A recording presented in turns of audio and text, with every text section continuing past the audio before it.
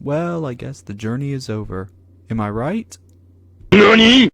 Alright, let's do this one last time.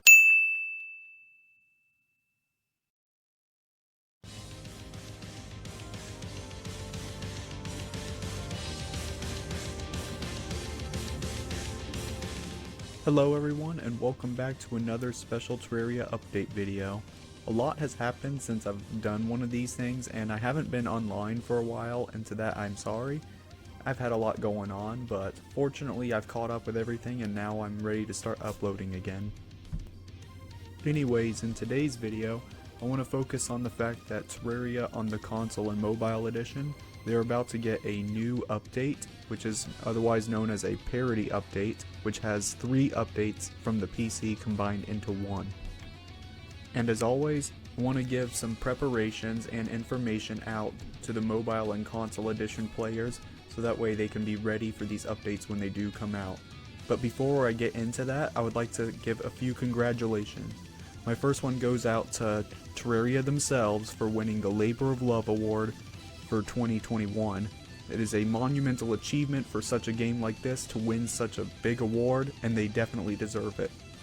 My second congratulations is to Chippygaming for becoming the first Terraria YouTuber in history to hit 1 million subs. This is yet another monumental achievement for such a game like Terraria, and it definitely helps the community as a whole.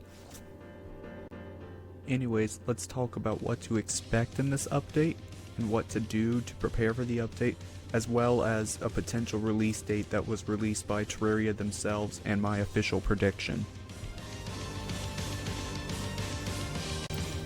If you couldn't tell earlier, this update combines 3 updates from the PC into one. They are 1.4.1, 1.4.2, and 1.4.3. All of those updates are coming out at the same time for the mobile and console editions of Terraria. Starting with the 1.4.1 update, here's what you can do to prepare. The biggest thing that comes with the 1.4.1 update is a huge list of buffs, nerfs, and changes to many of the in-game items, including armors, accessories, and weapons. I will put a link in the description that highlights the entire list because it's very long, but as a little sample, one of my favorite things they changed was the obsidian armor is now an armor with a bonus that heavily favors whips, and it is an insanely overpowered set. So yeah, make sure you read through that list and see what changes are coming, so that way you can maybe update your items or weapons list in order to better prepare your characters. The next thing I would prepare for is the new Vanity Sets that are coming in. If you didn't know, back before Journey's End even came out for Terraria, the developers created a Journey's End Vanity item contest where anyone could design their own vanity set, and then the developers would select a few as their winners, and then they would be added to the game. Well, they had their winners, and they're finally coming with this update. I will put a link in the description on all the sets in general. If there's a set in particular that you like, get all the materials needed to craft that set when it comes out. So yeah, that's one of the other things you can prepare for. The last notable thing from the 1.4.1 update that you can prepare for right now is the Princess NPC. The Princess NPC was added in the 1.4.1 update, and she comes to your base after you have every single NPC in the game apart from Santa Claus. So if you don't have every single NPC apart from Santa, then go ahead and do that now, and get another house open for her. As for the Princess NPC herself, she sells pretty cool items such as vanity, outfits, flower pots, even the in-game credit music. And if you decide you don't want her, you can kill her and she drops out the Resonance Scepter, which is a very susceptible magic weapon. So yeah, I definitely recommend trying to get that.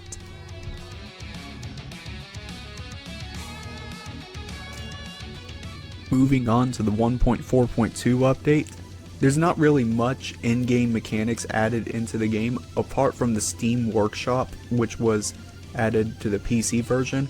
I'm not sure how this will affect the console and mobile editions of Terraria, so I might need to do a little bit more research on that.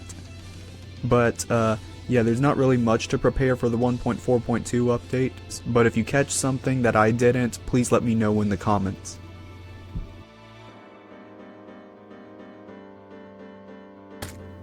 Moving on to the 1.4.3 update, this is the largest update out of the three of them, at least in my opinion. And why is it the largest? It is yet another crossover update. Similar to how Terraria crossed over with Dungeon Defenders, this update crosses over with Don't Starve. The biggest thing added in this update is a new boss called Deerclops. Deerclops is a semi-hard boss that you battle in pre-hard mode, typically before Skeletron, around the same time you battle Queen Bee. Deerclops spawns in the snow biome either during a blizzard or using the deer thing as summon item. So to prepare for Deerclops, I'd recommend you get the same amount of gear that you would to prepare for bosses like Skeletron or Queen Bee, as it is on the same difficulty. Or, if you're already well past that stage of the game and you're someone like me who likes to collect trophies, masks, or master mode items, get another slot open for Deerclops, as Deerclops will have each of those respectively. And along with Deerclops comes the loot that it drops out. All of the loot is Don't Starve theme based, and it's all pretty good, so I'd recommend you definitely defeat Deerclops when it comes out and try to get your hands on some of its loot. But it's not just Deerclops that has Don't Starve items. All throughout the game there are new items in general that drop out from random monsters that are Don't Starve theme based, including pets, weapons, and sometimes even accessories. Which brings me on to my last preparation. To prepare for all this new stuff that's coming to the game, I'd recommend you try out a fresh gameplay in a fresh world when the update comes out, just so that way you can get a nice feel of the game if you've already beaten it, or if you haven't played it in a while, just so you can try out all the new stuff, because it's definitely worth checking out. And maybe do it on Master Mode if you haven't already. So yeah, try out the new stuff in a fresh gameplay when the game comes out, just so you can get a feel for it. And I didn't mention this earlier, but upon defeating the Moon Lord, aka the final boss of the game, the Terraria gameplay will now finally unleash the game credits, which finally gives a nice conclusion to the game in general. So if you want to experience that for the first time, definitely try that in a new gameplay.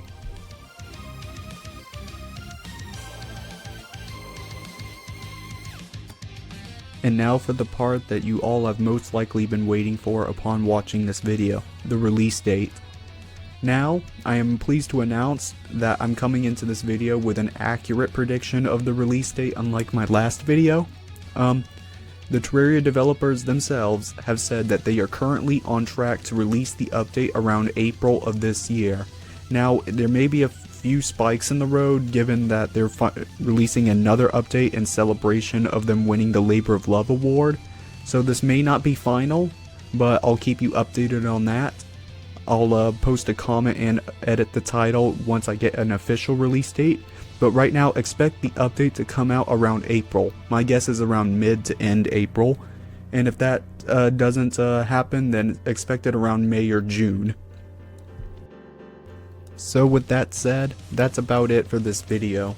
Thank you all so much for watching this video. If you want to see more, please hit like and subscribe with notifications as I am continuing my Terraria series. I am a little regretted to inform that my last episode did not save the recording file, so I need to figure out a way to fix that. But once I do, I'll be back to uploading more often. And it may not be consistent given my school schedule, but who knows. Thank you for watching this video, and like and subscribe to see more. Goodbye.